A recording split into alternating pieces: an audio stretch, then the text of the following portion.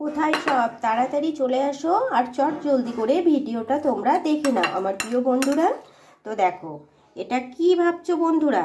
ভাবলে হবে না, পুরো ভিডিওটা তোমাদেরকে দেখতে হবে। আর না দেখলে তো তোমরা বুঝতে পারবে না যে আমি এটা কি বানিয়েছি। তো কিভাবে বানিয়েছি, কি বানিয়েছি, সম্পূর্ণ ভিডিওটা তোমাদেরকে দেখতে হবে। এখন গাজর গাজর গাজর গাজর অনেক পরিমাণে বাজারে পাওয়া যাচ্ছে। তবে গাজর যদি একবার এইভাবে বানিয়ে রেখে দেওয়া যায় তাহলে কিন্তু ভীষণ ভালো হয়। সারা বছর তোমরা গাজরের স্বাদটা পাবে। আর ভীষণ সহজ এবং মজাদার। গাজরের তেল আচার বানিয়েছি আমি। তো গাজরের তেল আচারটা বন্ধুরা তোমরা যদি বানাতে চাও তার জন্য কি করতে হবে, তোমাদেরকে সম্পূর্ণ ভিডিওটা দেখতে হবে। না দেখলে বুঝতে পারবে না।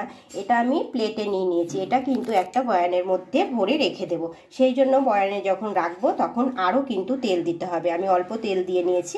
তেল দিয়ে তখন আবারও আমি ভরে নেব। সম্পূর্ণ ভিডিওটা দেখো বন্ধুরা, তাহলে বুঝতে পারবে যে গাজর দিয়েও এত সুন্দর যে একটা তেল আচার বানানো যায়। তোমরা যখন বানাবে তখন ভাববে যে সত্যিই তো ভীষণ মজাদার হয়। তো প্রথম থেকে শেষ পর্যন্ত ভিডিওটা দেখো। আমি নিয়ে নিয়েছি হচ্ছে দুটো গাজর। তো গাজর দিয়ে আমি কি বানাচ্ছি বন্ধুরা তোমরা তো বুঝে গেছো, কিন্তু বুঝলে হবে না আর দেখলেও হবে না। কি করতে হবে, ভিডিওটা দেখতে হবে। ভিডিওটা না দেখলে তো বুঝতে পারবে না যে আমি গাজর দিয়ে কিভাবে রেসিপিটা তৈরি করেছি।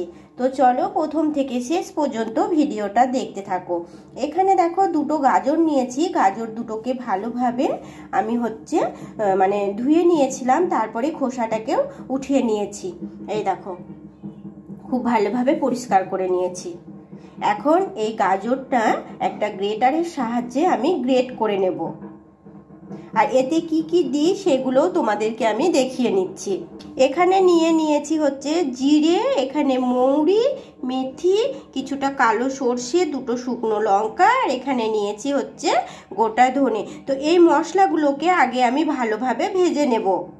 ভালোভাবে মশলাগুলো তো না ভাজলে হবে না, সেই জন্য ভালোভাবে ভেজে নিতে হবে। আর হ্যাঁ বন্ধুরা, তোমরা কিন্তু কালো সর্ষেটাই নেবে, না হলে তখন দেখবে এটা কিন্তু খেতে ভালো লাগবে না। সাদা সর্ষে দিয়ে তো একদমই এটা হবে না, সেই জন্য কালো সর্ষে নিতে হবে। তো চলো আগে আমি উপকরণগুলোকে ভেজে নিই। আগে এইগুলো একসঙ্গে ভেজে নেব, পরে সর্ষেটা আলাদা করে ভেজে নেবো। একসাথে ভাজতে গেলে সর্ষেটা ভালো ভাজা হবে না।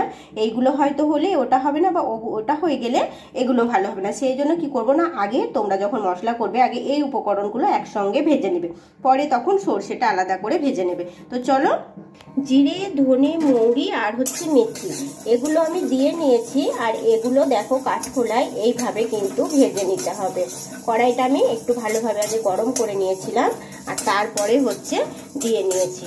তো এইগুলো দিয়ে নিয়েছি। আর এখন দিয়ে নেব হচ্ছে লঙ্কা দুটো। তো লঙ্কা দুটো আমি দিয়ে নিচ্ছি এখানে। এই দেখো ভেঙে নিলাম।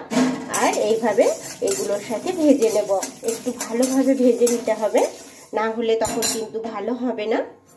দেখবে মশলাটা যখন ভাজা হবে খুব সুন্দর একটা গন্ধ বেরোবে, তখনই এটাকে উঠিয়ে নেবে। তাহলে এতে করে মশলাটা খুব ভালোভাবে রেডি হবে। তখন হয়তো কাঁচাটাও থাকবে না, বা বেশি হয়তো পুড়ে যাবে না। তো সেই জন্য বলছি, ভালো করে দেখে গ্যাসের আঁচটাকে একটু কমিয়ে এইভাবে নেড়ে চেড়ে তোমরা ভেজে নেবে। আর গাজর দিয়ে এই যে রেসিপিটা, এটা তোমরা রেখে দেবে, দেখবে সারা বছর তোমরা খেতে পারবে। কখনো হয়তো মুড়ি খাচ্ছ সন্ধ্যের দিকে, তখন এটা অল্প একটু মুড়ির মধ্যে নিয়েও খেতে পারো।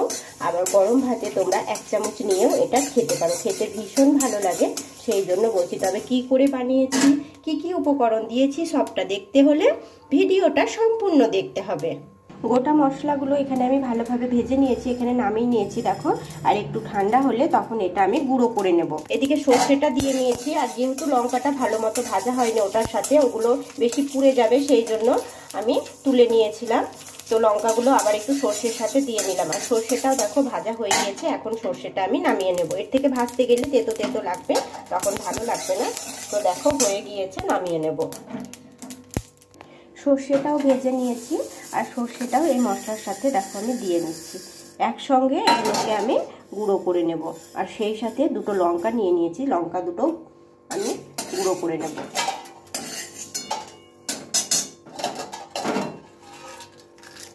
এই মশলাটাই হচ্ছে মেন এই গাজরের আচারে। তো মশলাটা কিন্তু খুব ভালোভাবে তোমাদেরকে আগে রেডি করে নিতে হবে।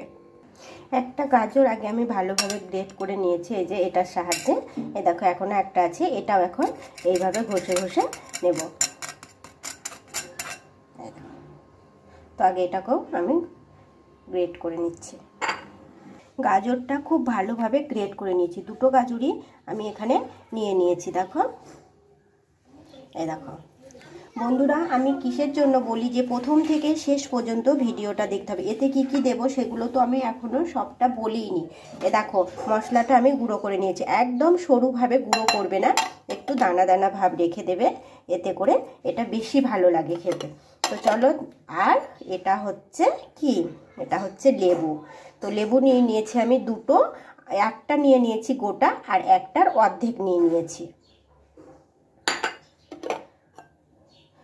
দেখো আমি কি কি এতে এখন দিতে থাকি। যেটা দেব সেটা সবার প্রথমে হচ্ছে লবণ, পরিমাণ মতন লবণ দিয়ে নেব প্রথমে।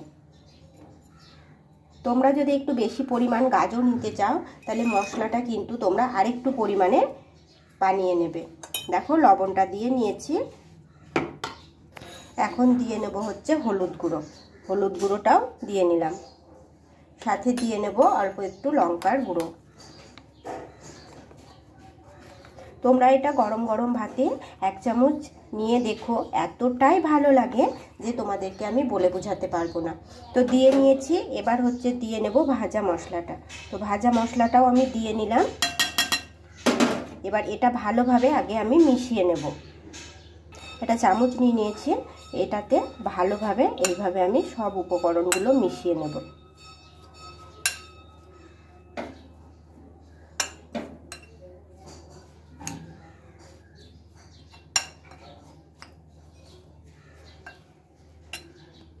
গাজর মশলা খুব ভালোভাবে মিশিয়ে নিয়েছি। এখন হচ্ছে দিয়ে নেব লেবু। তো লেবুর রসগুলো আমি খুব ভালোভাবে এটার মধ্যে দিয়ে নিচ্ছি। এতে এখনও কিছু দেওয়া বাকি থাকবে, সেই জন্য বলছি সম্পূর্ণ তোমরা ভিডিওটা দেখবে, না দেখলে বুঝতে পারবে না। দেখো লেবুর রসগুলো আমি দিয়ে নিচ্ছি।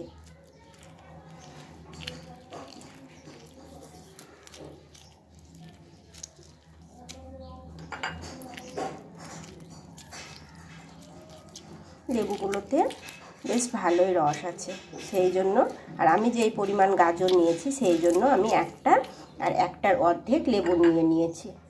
তোমরা চাইলে গাজর বেশি নিলে লেবুটাও একটু বেশি নেবে, আর সেক্ষেত্রে মশলার পরিমাণগুলো তোমরা কিন্তু একটু করে বাড়িয়ে নেবে। এইভাবে যদি বানিয়ে রেখে দেওয়া যায় না, সারা বছর তোমরা গাজরের স্বাদটা পাবে। তোমরা যখন ভাববে যে একটু গাজরের মুড়ি মেখে খেতে ইচ্ছে করছে, তখন তোমরা এটাই খেয়ে নিতে পারবে। তো চলো, লেবুটা তো আমি দিয়ে নিয়েছি, লেবুর রসটা। এখন এটা ভালোভাবে মিশিয়ে নেব। লেবুর রসটা আমি খুব ভালোভাবে মিশিয়ে নিয়েছি। এবার এতে দিয়ে নিতে হবে কিছুটা পরিমাণ সর্ষের তেল। দেখো দেখো আমি সর্ষের তেল নিয়ে নিয়েছি। এখন সর্ষের তেল আমি কিছুটা পরিমাণ দিয়ে নেব। তো চলো, এই তেলটা তো দিয়ে নিলাম, আগে তেলটা দিয়ে খুব ভালোভাবে মাখিয়ে নেব।